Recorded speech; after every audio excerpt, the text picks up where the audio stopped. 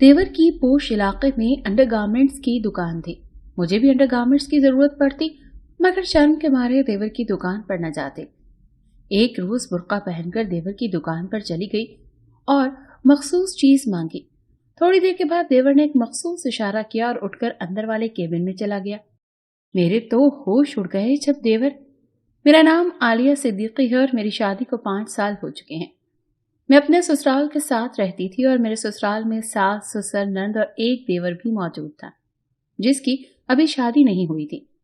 यूं तो मेरा शौहर जॉब करता था, मगर मेरे देवर ने सुपरमार्केट में लेडीज गारमेंट की एक बहुत बड़ी दुकान खोली थी। अगरचे मेरे ससुर परहेजगार इंसान थे, तो उन्होंने देवर को इस काम करने से मना भी किया था, क्योंकि उन्हें लगता था कि औरतें चीजें खरीदते वक्त बहुत तंग करती हैं। और दूसरा, देवर की अभी शादी भी ना हुई थी, इसीलिए वो नहीं चाहते थे कि देवर किसी भी औरतों से मुताल्लिका काम में पड़े। मगर देवर ना माना और जिद करके अपनी बात मनवा ली। बाकी घर वाले भी देवर की जिद के आगे खामोश हो गए। कुछ दिनों तक तो हमें लगा कि देवर शाकिर खुद ही इस काम से बेजार होकर दुकान बंद कर देगा।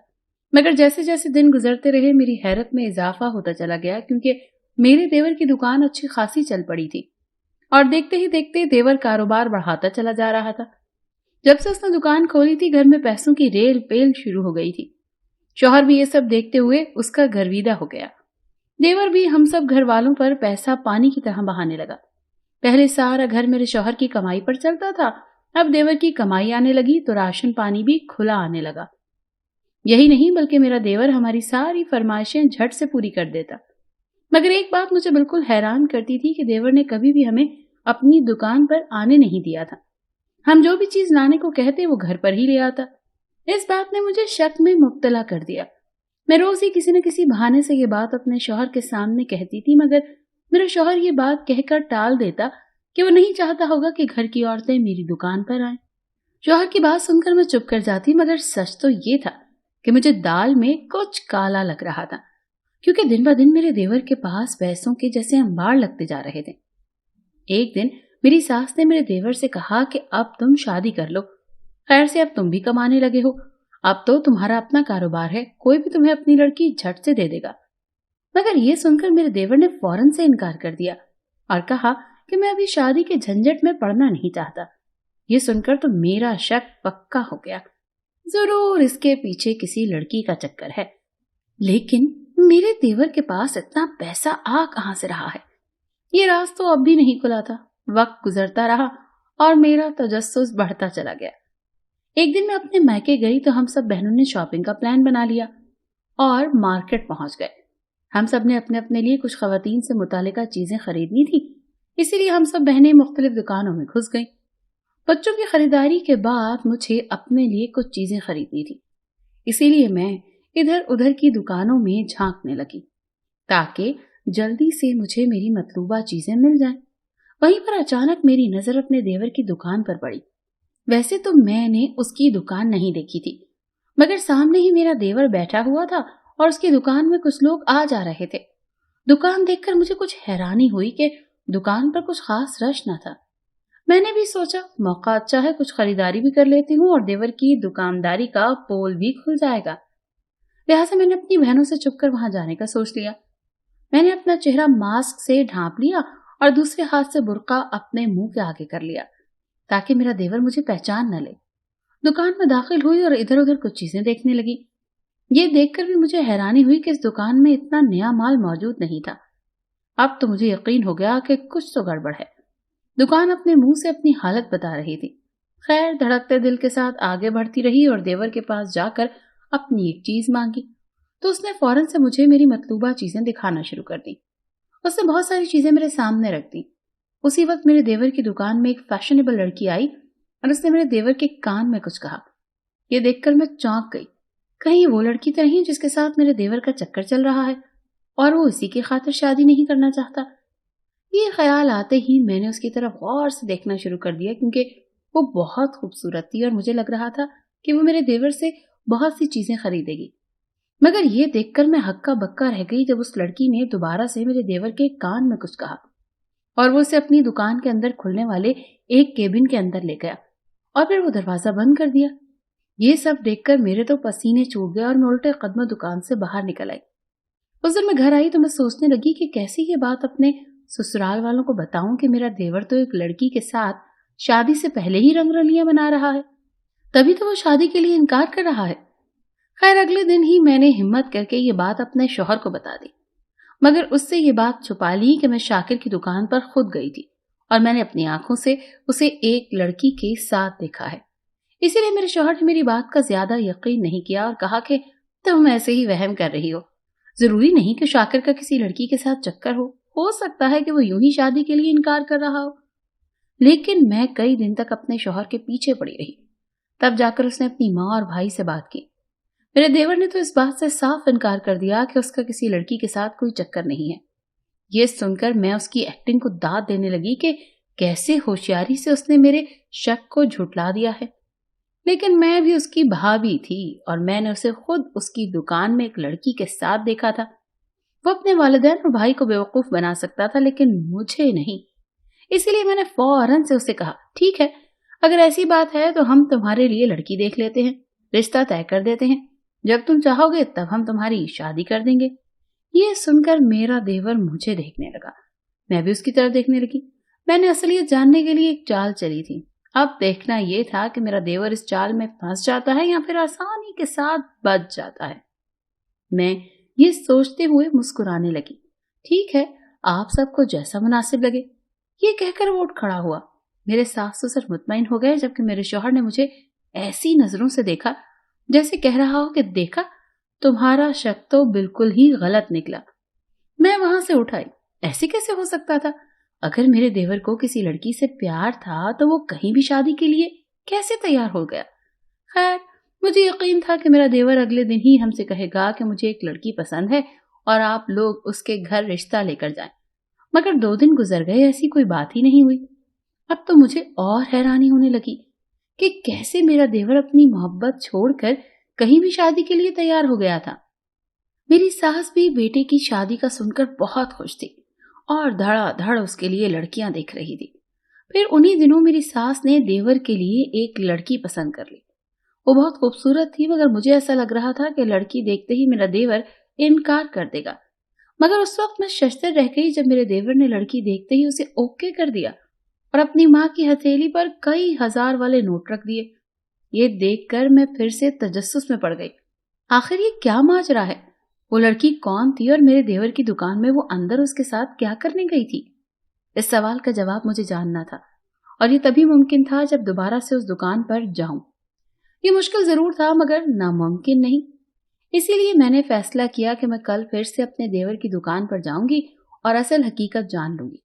बल्कि मैंने ये भी सोच लिया था कि अगर वो लड़की मुझे अपने देवर की दुकान पर दोबारा मिली तो मैं उसे सब सच बताऊंगी कि ये तुम्हारे साथ टाइम पास कर रहा है।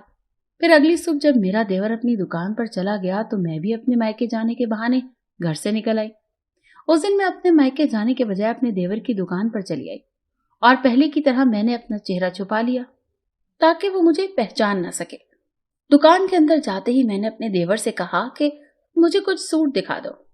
मैंने सोचा मैं इस बहाने ज्यादा देर तक उसकी दुकान पर रहूंगी, हो सकता है आज भी वो लड़की मेरे देवर से मिलने आ जाए।